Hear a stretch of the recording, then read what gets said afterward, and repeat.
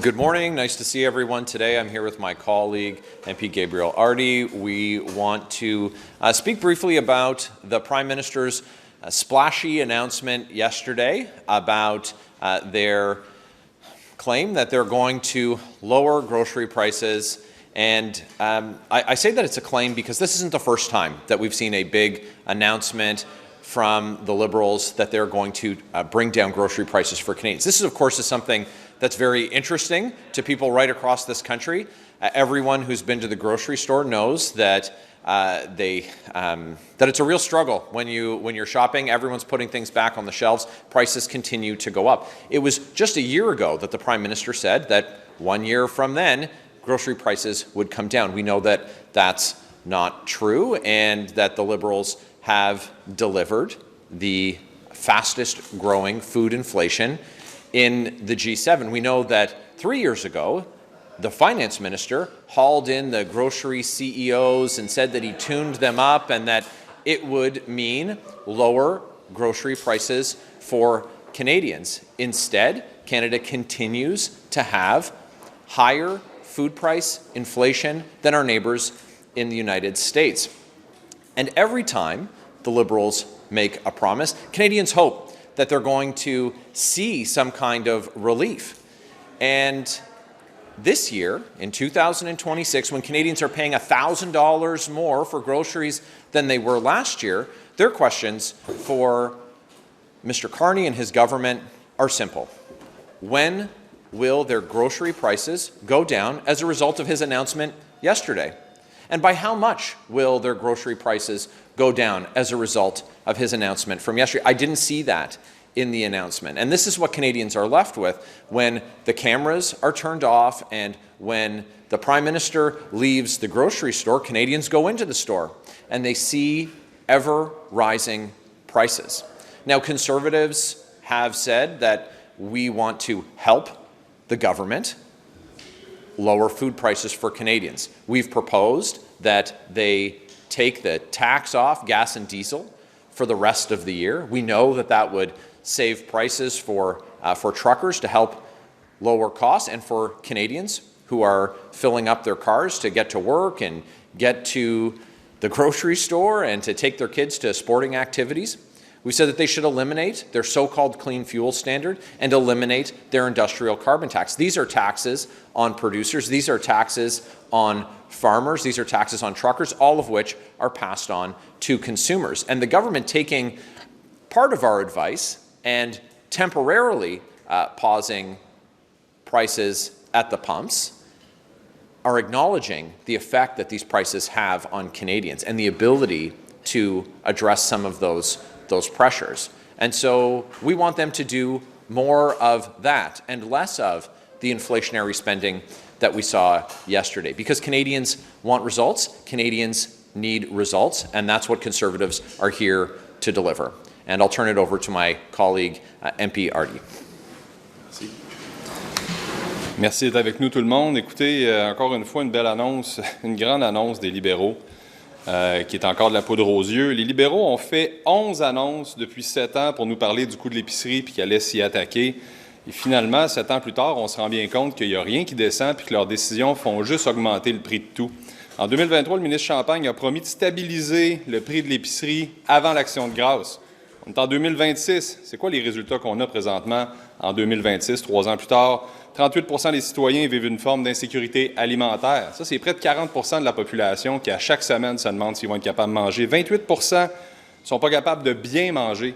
On parle de prévention, on parle de maladies chroniques, on parle du système hospitalier qui craque. Bien, l'alimentation, c'est la fondation. Si on n'est pas capable de bien manger, ça se peut qu'on soit plus malade et ça va coûter plus cher en bout de ligne. 26% mangent moins, faute d'argent. Manque d'argent pour être capable de se payer assez à manger à chaque semaine. 20% nous disent qu'à la fin de la semaine, il n'en reste plus. Il ne reste plus rien dans le garde-manger. Puis ils attendent la prochaine paye pour être capable de se payer encore une fois leur épicerie. Ça, c'est le résultat des décisions libérales des 11 dernières années qui font en sorte que tout augmente, puis leur seul moyen, c'est de vous taxer plus. 99% des visites aux banques alimentaires ont augmenté depuis 2019. C'est incroyable. 2,2 millions de personnes à chaque mois vont aux banques alimentaires dans un pays aussi riche que le Canada. Les gens sont rendus à emprunter, finalement, pour se nourrir. Alors, le premier ministre nous a dit, vous allez me juger selon le prix de l'épicerie, puis là, il fait des annonces pour dire, vous inquiétez pas. Ça fait 1 an qu'il a dit ça. Puis là, il est encore en train de faire une annonce que potentiellement, sûrement un jour, peut-être, bientôt, les choses vont changer. Alors, je pense que c'est important d'aller vers les solutions. Puis il y en a plein des solutions. Souvent, on nous répond ici en Chambre, bien, c'est quoi qu'ils vont couper sur nos dépenses inflationnistes? Bien, il y en a plein de choses à couper, notamment les taxes qu'ils mettent sur le pétrole. Présentement, on pourrait donner un break aux familles si on coupait les taxes fédérales sur le gaz. Mais à la place de faire ça, ils continuent dans leur idéologie à taxer. Puis c'est qui paye? Évidemment, les consommateurs, mais c'est aussi les fermiers, les transporteurs. Et en bout de ligne, c'est le consommateur qui va payer. Donc, les agriculteurs m'en parlent régulièrement. L'administration est incroyable, trop de paperasserie, le prix du gaz, l'emballage, la taxe sur l'emballage, 1,3 milliard que ça va coûter aux contribuables. Les consultants, des milliards par année qu'on dépense sur des consultants, mais on a engagé 100 000 fonctionnaires de plus en 10 ans. Où est-ce qu'on peut couper? On peut couper là. Déficit historique, 67 milliards cette année, avec une moyenne de 60 milliards pour 5 ans. Qui vous pensez qui va payer ça? C'est vous, à la maison, qui allez payer ça. 750 millions de dollars en intérêts sur le nouveau fonds de dette souveraine. Ça, c'est les intérêts sur l'emprunt de 25 milliards pour essayer de créer de la richesse, 750 millions par année. Vous voulez savoir où on peut sauver de l'argent? C'est exactement là. Alors, à la place de faire des annonces qui disent encore une fois les mêmes choses depuis 7 ans à 11 reprises, ce serait peut-être le temps que le premier ministre et son gouvernement commencent à gouverner pour les gens puis donnent de l'air aux familles. Merci. Monsieur Hardy, we're expecting new legislation, the government to table new legislation on forced labor.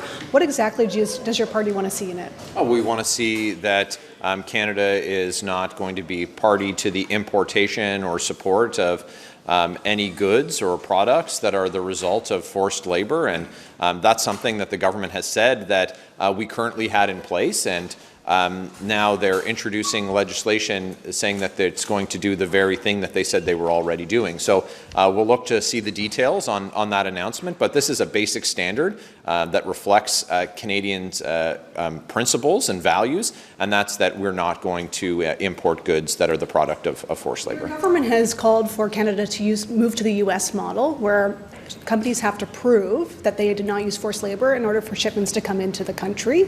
If that's not in this legislation, what would you say?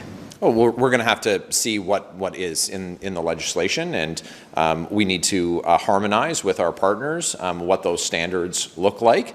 But I think that the basic expectation is one that we should all agree on, and that's that Canada won't be a party to the importation of goods that are derived from those sources. Monsieur Hardy, j'aurais 2 questions pour vous. D'abord, sur le G7, est-ce que selon vous, Monsieur Carney et Monsieur Macron devraient faire front commun face à Donald Trump? Je pense que toutes les actions qui peuvent être faites pour améliorer notre pays doivent être faites. Monsieur Trump, présentement, est dans une position où est-ce qu'il dit qu'il ne veut pas renégocier. Donc, évidemment, ça nous met dans une drôle de position, le Canada. Mais de notre côté, on a un premier ministre qui fait des rapprochements avec la Chine. Donc, il est un peu en train de mettre du gaz sur le feu qui est déjà en place. Alors, ce serait ma réponse. Je pense que c'est important de se mettre ensemble comme Canadiens, de travailler dans le Parlement en collaborant avec l'opposition pour s'assurer qu'on est capable d'avoir une structure et des propositions qui aident notre pays, qui ne sont pas juste selon l'idéologie libérale, mais qui sont selon l'idéologie canadienne, tous les Canadiens ensemble. Mais donc, est-ce qu'on a la bonne stratégie là-bas au G7, selon vous? Bien, cette stratégie-là n'a certainement pas été inspirée de collaboration avec les conservateurs. Là, on essaie depuis 1 an de travailler avec eux, puis à part des deals en arrière du rideau pour s'acheter une majorité puis fermer nos comités, c'est assez difficile de travailler avec les libéraux. Puis la Cour suprême a rendu une décision dans la dernière heure concernant le bilinguisme au Nouveau-Brunswick, comme quoi la lieutenant-gouverneur doit pouvoir exercer ses fonctions dans les 2 langues officielles. Que pensez-vous de cette décision? C'est un dossier qui traîne depuis des années. Quel message ça envoie? Puis qu'est-ce que vous en pensez? Je pense que le français est en déclin partout au pays puis qu'il est plus que temps qu'on le protège. Alors, des décisions comme ça qui vont forcer les gens, finalement, en position de pouvoir à parler les 2 langues officielles, puis à justement faire la promotion de notre belle langue française. Je pense que c'est très important comme message. Puis je vais être le premier à dire que pour protéger et promouvoir le français, c'est une priorité. Merci. Conversation with ChatGPT, it was not reported to police. The new legislation that's come out banning or restricting AI chatbots, it doesn't specifically mandate that those companies would have to report something like that. What do you think of that? So with respect to this legislation, I think that all parliamentarians will agree that the protection of children should be at the fore of what we're doing. and the challenges that we face as a society with what's been clearly demonstrated to be a lot of risk to harm to children, with the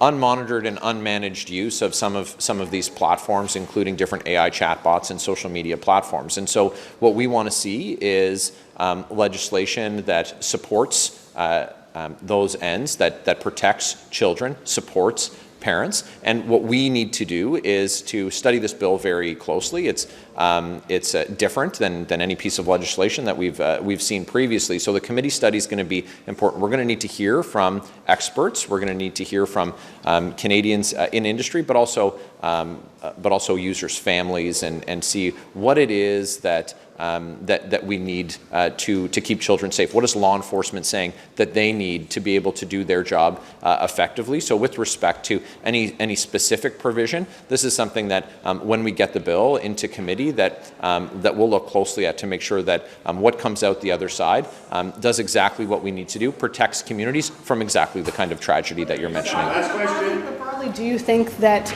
this kind of activity should be reported to police? That should be something that's mandated, or is that an infringement on freedom of speech with these chatbots? With what exactly? With ChatGPT, do you think that kind of communication, talking about violence, planning shootings, should be reported to police automatically, and that should be something that's mandated, that these companies have to report that to police immediately? Yeah, I think that Canadians expect that this is something that's different than what we've had to deal with in the past. These interactive platforms where sometimes the lines are blurred between the interaction with artificial intelligence and people thinking they're getting consultation with an expert. And so especially when we're dealing with children, we need to make sure that we are protecting them. And what that looks like exactly, you said, should it be automatic?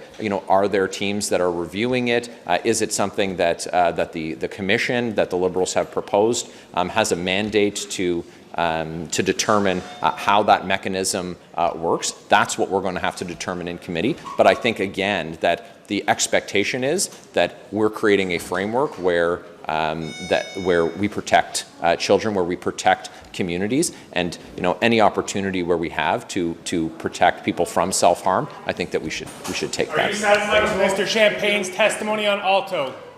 Look, the finance minister said in a letter of September last year that he believed if he participated in debates, discussions, decisions, or votes related to Alto, that he would be in a conflict of interest. He went on to do all of those things, and while we questioned him in Committee of the Whole and we questioned him in committee, he didn't articulate how it is that he resolved what he said would be a conflict of interest in September, but then went on to introduce a bill to vote specifically on the elimination of the creation of the High-Speed Rail Network Act. So Canadians are going to have to judge for themselves whether the minister met his own standard. He said he would be in a conflict if he did the things that he went on to do, and we'll leave it for Canadians to evaluate whether they thought the minister provided the